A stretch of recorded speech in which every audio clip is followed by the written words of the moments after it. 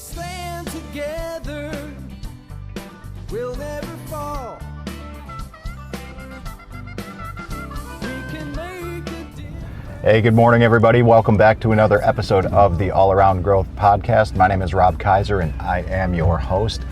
Today is Tuesday, August 1st, 2023, and this is episode number 509 of a show where I build a life and homestead with my family, where I work towards building a balanced life through something called all-around growth, development and growth in 7 different areas, 7 different aspects of life: financial, physical, personal development, family, spiritual, social, and career.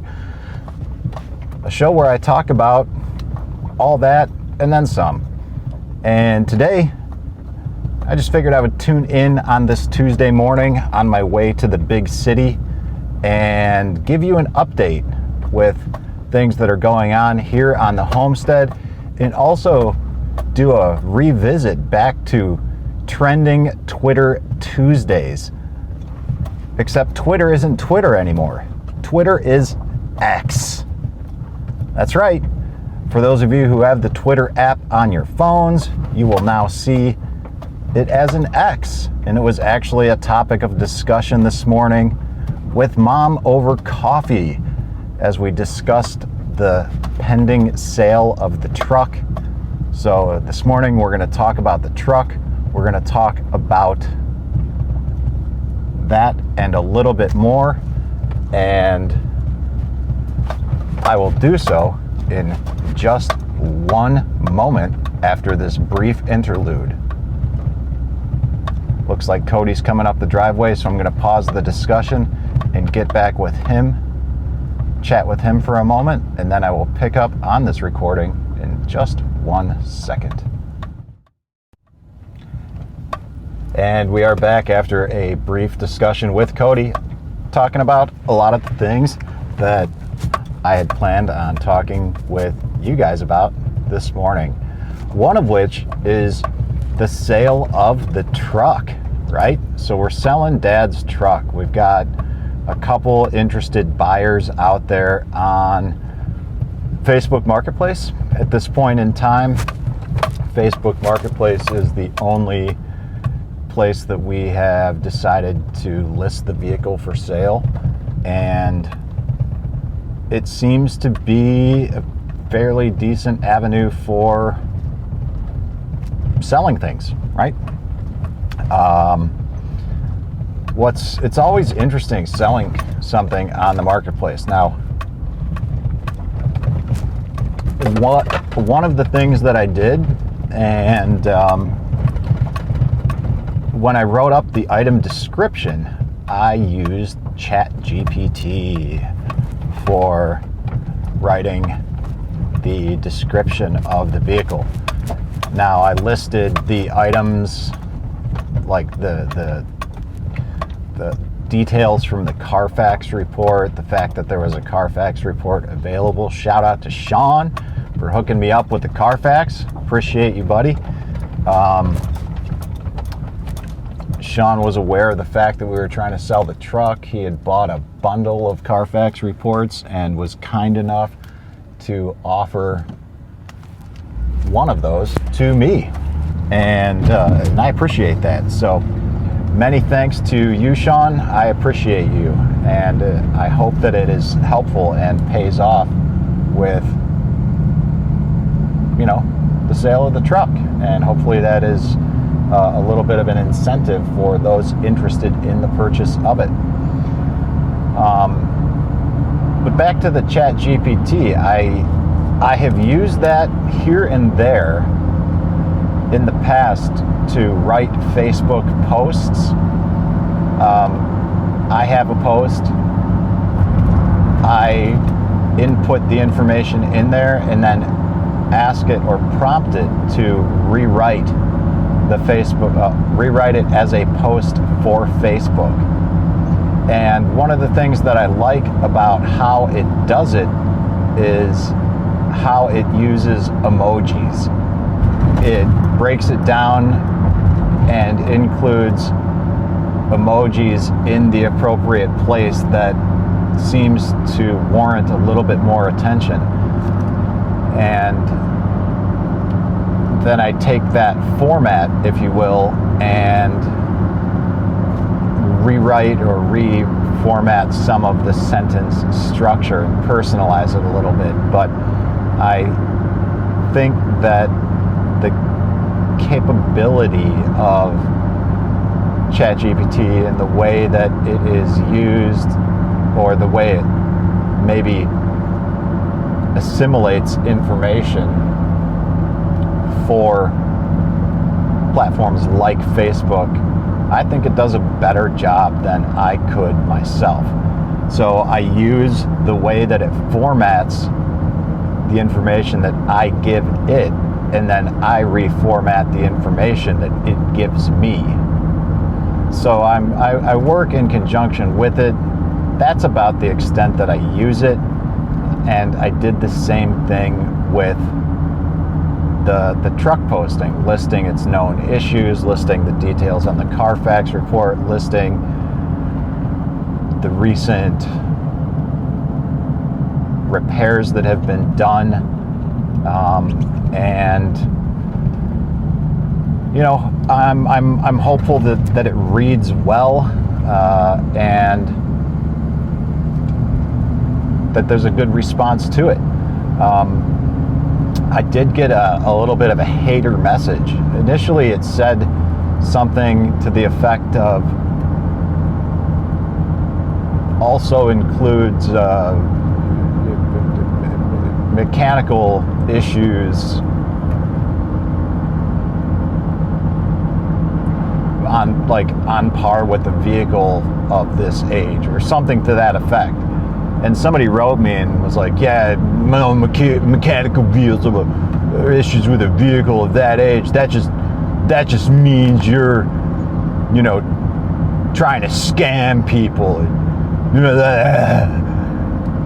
And I wrote this guy back and said, you know, hey, so and so, it looks like you're not interested in the vehicle. Well, no, actually what I did was I just archived the chat. I was like, the hell with this dude. And then, like, apparently when you're messaging or having interactions with people on the marketplace chats, when you archive a chat or delete it, it notifies the other party who is messaging you. So initially I didn't even respond, I just archived the chat. And then he messaged me again and said exactly, like he was right. So I messaged him back and I said, hey, good morning, so-and-so. It looks like you're not interested in the purchase of the truck. For whatever it's worth, I'm not trying to scam people. I'm simply trying to communicate what's going on with the vehicle, because it's not my vehicle, it's my mom's, and I'm helping her sell it after she inherited the vehicle from my father, who recently passed away after battling cancer for a couple of months. So I will take your suggestions into consideration and run them by her to see if she's interested in changing how the listing reads. And if she is, I will change it. But thank you for your input, and I appreciate your consideration of the listing of the vehicle. Now, I obviously, or maybe not obviously, I did not hear back from him, but in a sense, I'm kind of glad that I received this message trying to scam people, because you know what? This is the first vehicle I've ever sold on the Facebook Marketplace, and I'm learning some things that you should and shouldn't put in there. So I removed that, also added that this is not my vehicle, that I'm selling it for my mom, and just simply the facts, like, yo, we're looking to get rid of this thing. There's mechanically it's sound, and it would make a good low-cost four-wheel drive truck. for someone looking for a truck. Now there are some issues with it because it's an Ohio truck. There's a lot of rust, but if somebody's just looking for a parts truck or something that is maybe they want to put a new bed on, it might fit the bill. So the few buyers that have negotiated a lower price or asked for a lower price have said, sure, we are definitely entertaining that. I personally would not want to buy this truck, but this isn't me, and it's kind of like buyer beware, Strongly would recommend that if you're out there looking for a truck, that you get underneath it and fully examine just how much rust is there, especially if you're in an area like Northeast Ohio where there is salt being used, because it eats vehicles, no doubt. So anyways, that's what's up on the homestead. We actually, moving forward with homestead news and updates, we skipped the market this weekend. We decided that we were going to do that on Thursday due to the weather and the upcoming forecast, which was a lot of storms on Saturday. We've had 2 markets this year where we had to break down in the rain. And let me tell you guys, breaking down in the rain sucks. It's terrible. And when there's a fair amount of rain scheduled for a market day, it also sucks because not many people want to get out and go to the farmer's market in the rain. So we made the decision that we were going to bail on the farmer's market for Saturday, which was actually a good idea because there was a flurry of messages exchanged Saturday morning that, hey, due to the weather, the market's canceled. And then half an hour later, after a bunch of feedback from vendors who were already on the road and already packed up, they kind of responded like, hey, we're already on the road. What's going on? So then there was a poll. Do you want the market? And if so, what do you think about the delayed opening? And so all of this last minute, it went from, setup beginning at 8:30 for a 10 o'clock opening. Normally it's a 7:30 setup for a 9 o'clock opening, shutting down at 1. So it was a delayed opening, 10 a.m. to 1 p.m. market, and looks like the turnout wasn't as good as a normal market on account of the weather and the confusion surrounding the market. A lot of vendors bailed on the market after the initial confusion of the morning, and it turns out that we simply made a good decision. Now, it was also good for me personally, so I could get caught up on the production of certain items and also reserve some of what we would have potentially sold to build up inventory, which is something that I feel is a good thing to do, because right now we have 3 strong retail outlets that at any given point in time could place an order at the same time.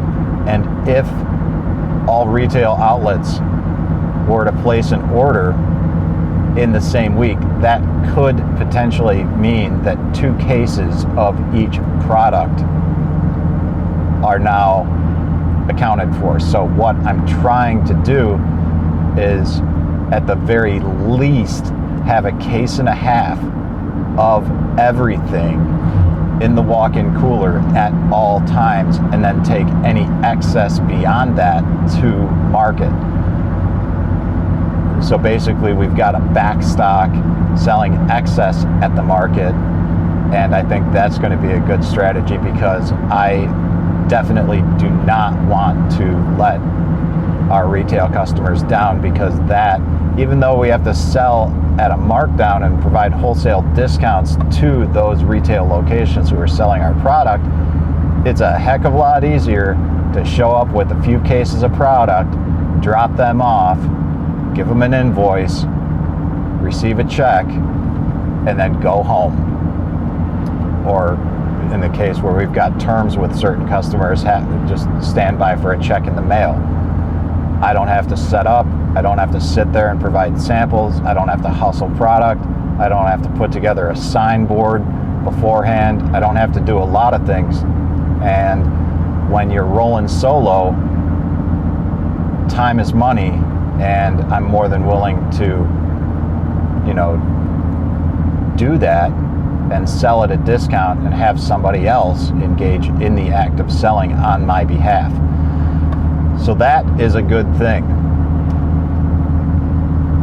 I hope that I can continue doing that, and I've got some strategies on how we are going to continue the scaling up in terms of actual product production, and I will talk about that in the future. So stay tuned in future episodes to learn more about how we will be scaling up the fermented food operation. Now, in terms of the business itself, one of the things that happened with one of our newest retail locations is they actually made the check out to Natural Ferments. And if you're not aware, one of the things that we've been doing is we've been going through a bit of a rebranding process and calling, York Meadow Farm the Kraut Guy, to calling that business name Natural Ferments, because what started off as sauerkraut and pickles has now included kimchi, which is our most popular product and the one that we're selling the most of. So in this rebranding, in this effort to go through some rebranding, we decided to come up with a new business name, Natural Ferments. That was something that Dad and I agreed on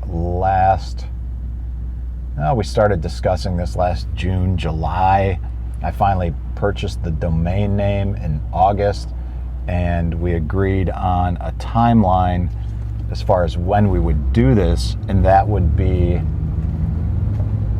teasing it out at the first of the year and moving forward with the rebranding process throughout the year so that we could do an official launch, if you will, on the first of the year 2024.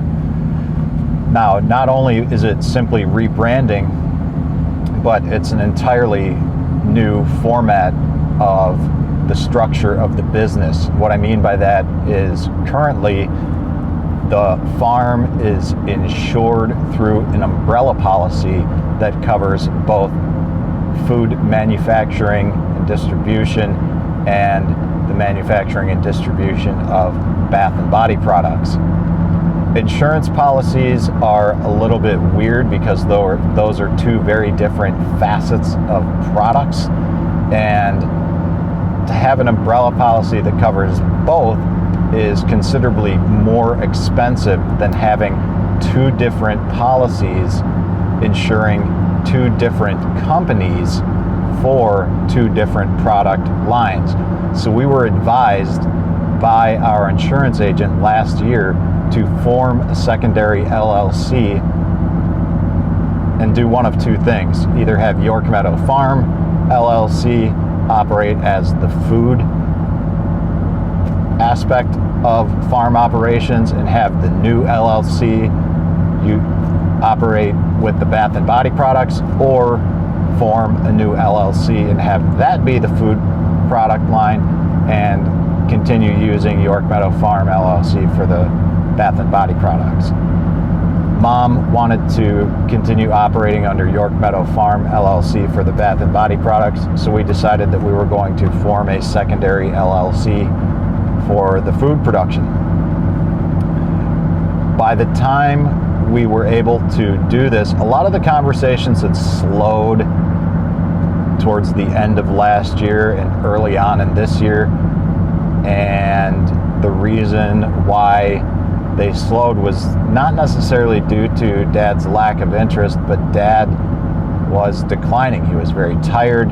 what appeared to be symptoms of depression was early onset cancer. He was finally diagnosed with cancer on March 28th and passed away on his birthday, May 20th, because the cancer at that point had rapidly progressed and there was no turning back by the time of the initial diagnosis on March 28th. So things had slowed down. The conversations about rebranding and conversations about the business in general had slowed down, but now that the wake has settled with Dad's passing, we are continuing to move forward with the business. And sometime either in June or early July, I went ahead and registered the trade name of Natural Ferments, secured the Facebook and Instagram pages for Natural Ferments. And if you hadn't the opportunity to check out the Facebook page and the Instagram page for Natural Ferments, I would encourage you to do so. Like the page, follow the page, share some of the posts, and encourage others to do the same. Let's get that new page growing, and we can only do so with your help.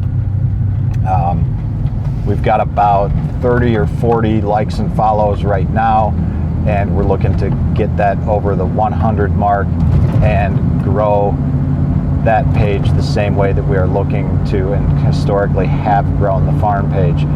The farm page has been in existence for 12 years now. We just reached 1,000 followers thanks to the Self-Reliance Festival, who appears to have been follower number 1,000, and that's exciting. So big shout out to Letty, the Self-Reliance Festival, and everyone who's managing social media there. That was pretty exciting to see everyone involved with the Self-Reliance Festival and everyone managing the social media pages be our 1,000th follower. And again, much appreciation and many thanks for that. That's exciting. So hopefully we can continue reaching the point where we have 1,000 likes, because I think having that volume of likes on a page will potentially affect the algorithm and encourage more people to see more posts more frequently. And my hope is that if and when that is the case, that will also encourage more people to have exposure to our new page, Natural Ferments.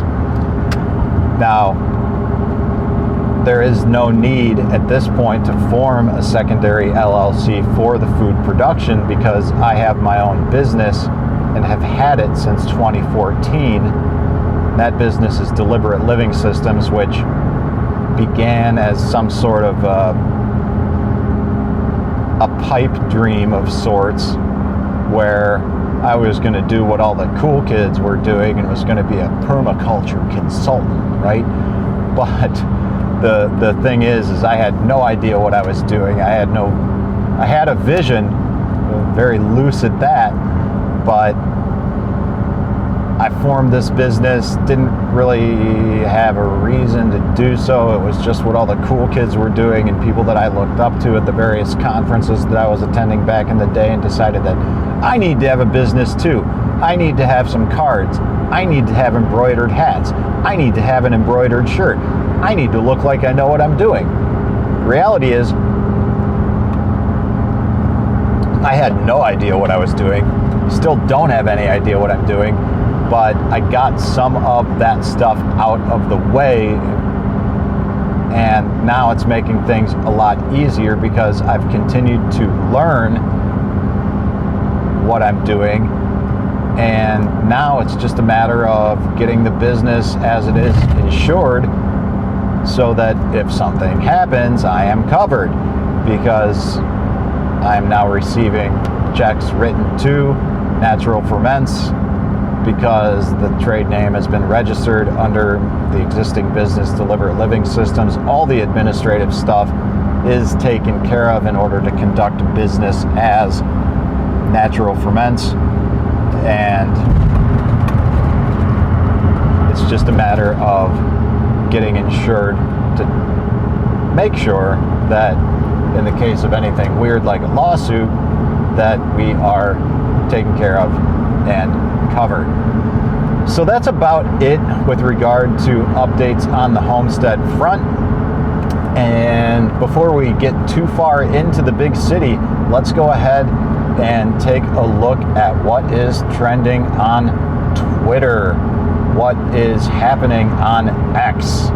And the reality is, I don't really know what the hell is going on with Twitter, with our man Elon Musk.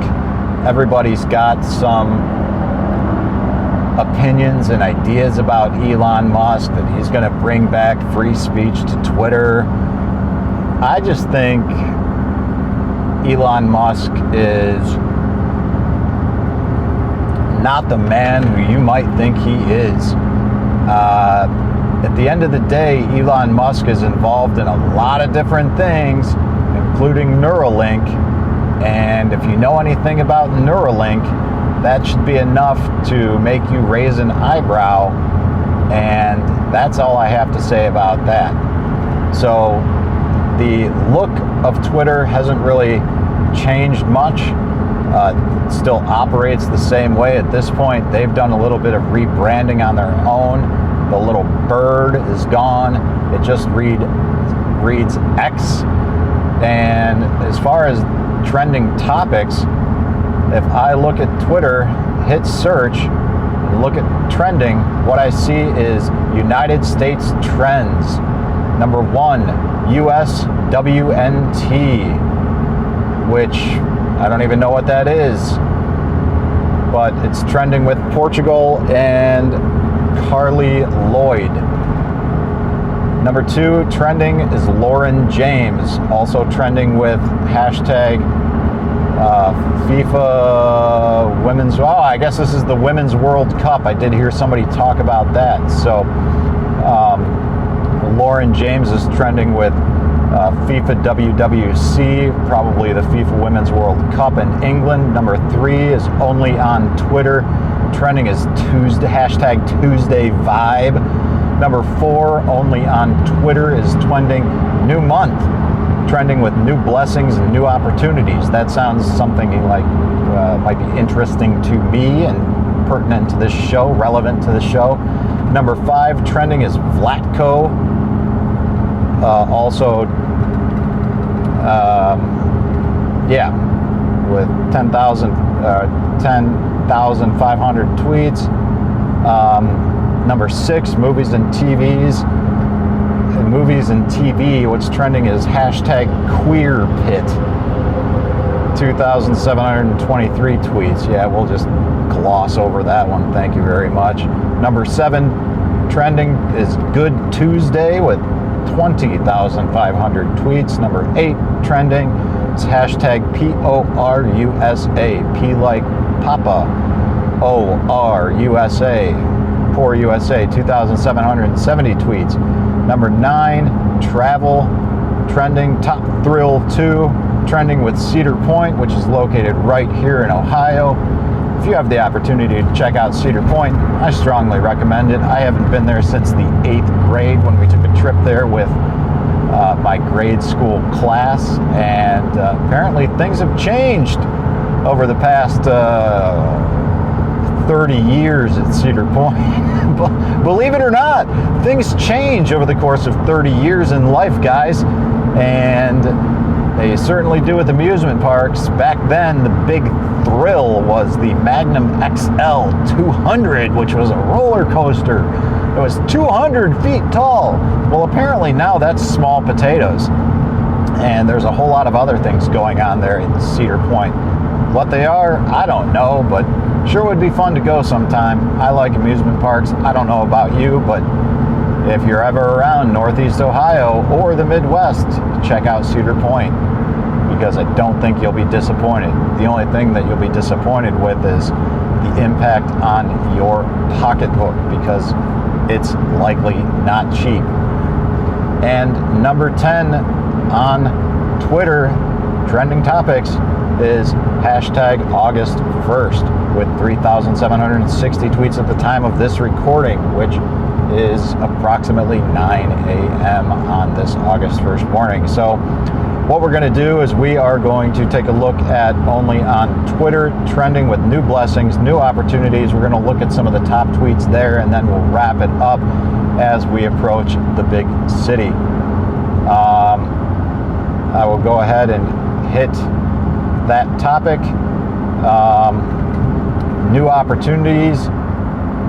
We got a quote or a tweet from Pelham Tyrant. Jacinda Ardern has been appointed to a new censorship role at Harvard University.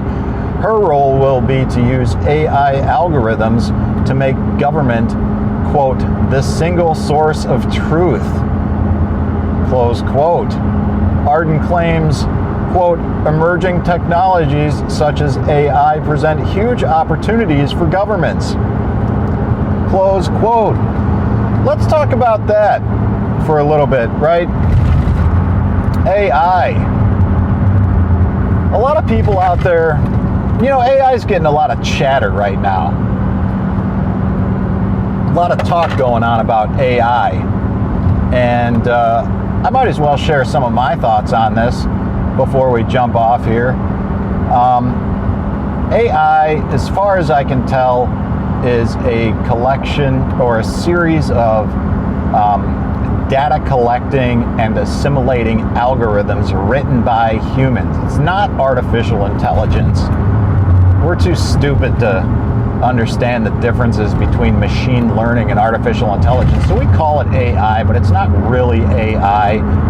It's human-generated algorithms that take information and regurgitate it in a way that makes it easier for the user, us, to use and read.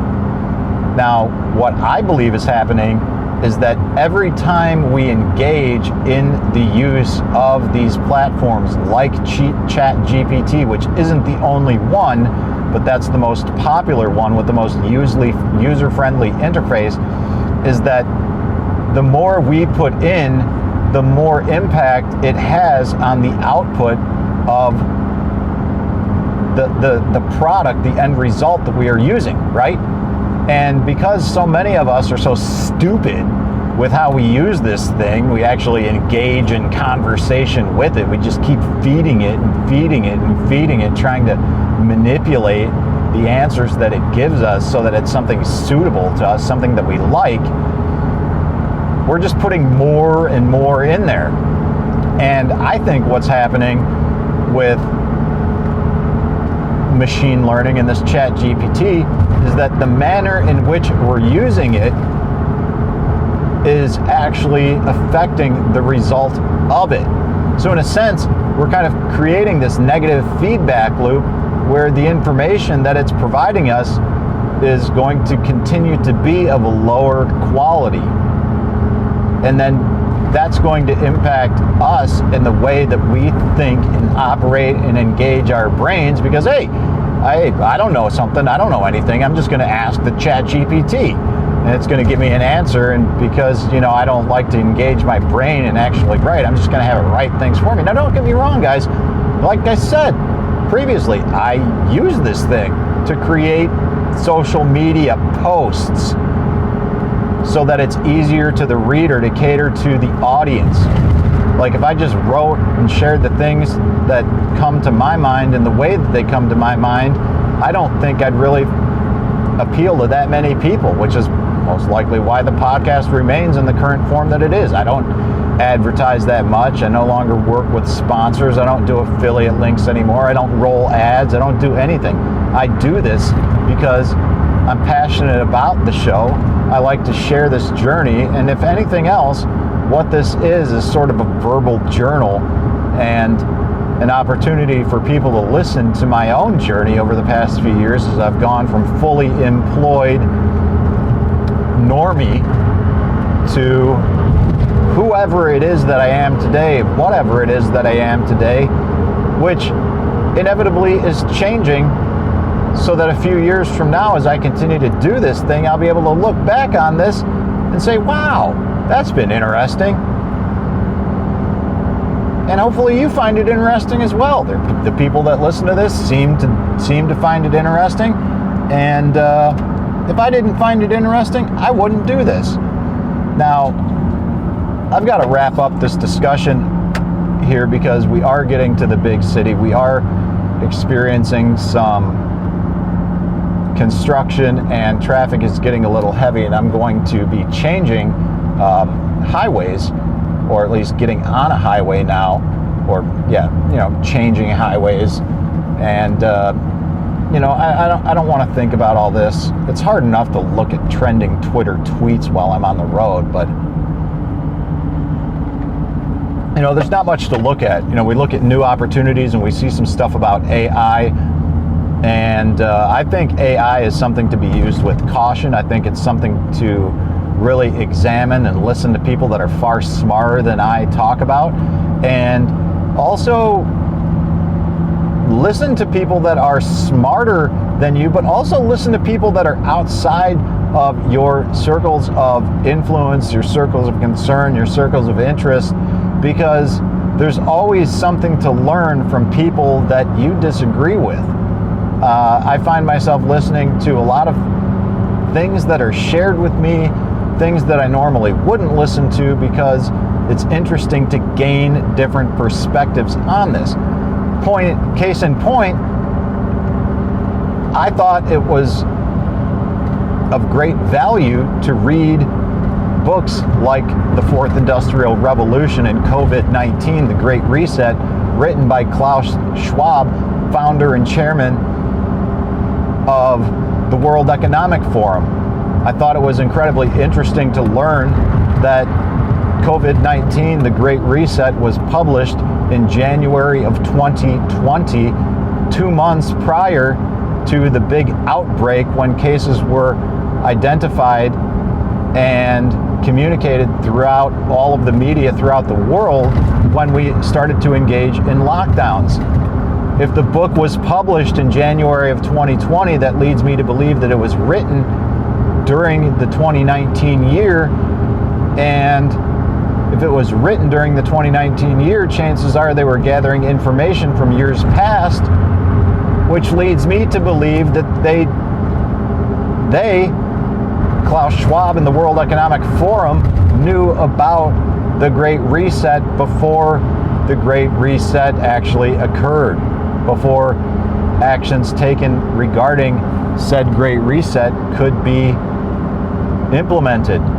And guys, we are actively in the midst of this Great Reset. AI, the Great Reset, isn't what you think it is. COVID-19 isn't what you thought it was. The manner and the mechanisms in which we addressed that dreaded pandemic virus aren't what we think they are. That's another topic for another day, but nothing is what it seems. And the only way we can get beyond our own personal bias about all of these things, including but not limited to AI, coronavirus, mechanisms and methodologies of treatment, is to take information in that is somewhat unsavory and from sources that we don't necessarily agree with or want to understand, because we've got to get comfortable being uncomfortable with all of this so that we can learn and grow and thrive as humans in this weird, corrupt, twisted, broken world that we are all a part of. Because at the end of the day, the reality is that we are all weird, twisted, corrupt, and broken people. And I really do think that while that sounds a little bit, dark and morbid, the sooner we come to grips with that, and the sooner that we understand that, the sooner we can find solutions and real truth. And what is the real truth? There's only one way to find that. Real truth is God. So when we read a tweet from Pelham that tyrant Jacinda Ardern has been appointed to a new censorship role at Harvard University, and her role will be to use AI algorithms to make government, quote, the single source of truth, close quote. Ardern claims that, quote, emerging technologies such as AI present huge opportunities for governments, close quote. If government becomes the single source of truth, then truth is effectively whatever government wants it to be. There is only one truth, my friends. That truth is God, and a better understanding and an embrace of God, of nature, of the simple reality that is going to allow you to see through the lies which will be presented as truth by government and everyone that government interfaces with. So use caution with AI. Use caution with social media platforms like X, formerly known as Twitter.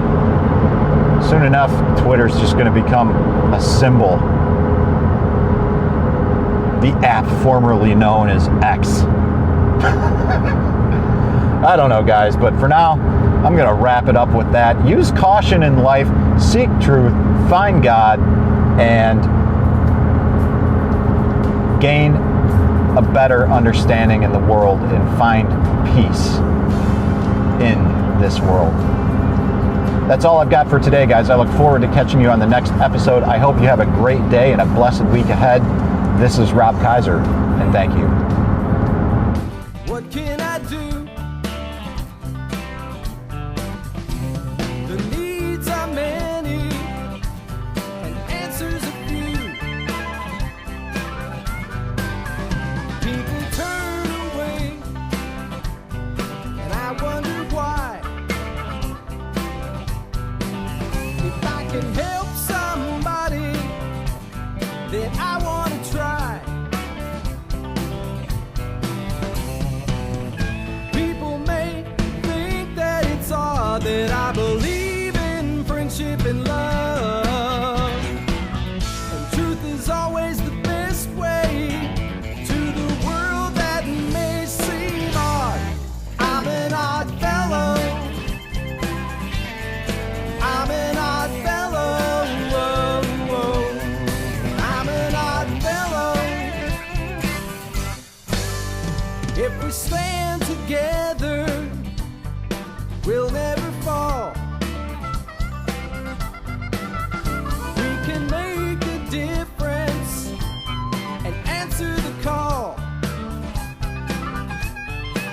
We know the times are wasting every day, and we can help somebody along the way. People may think that it's odd that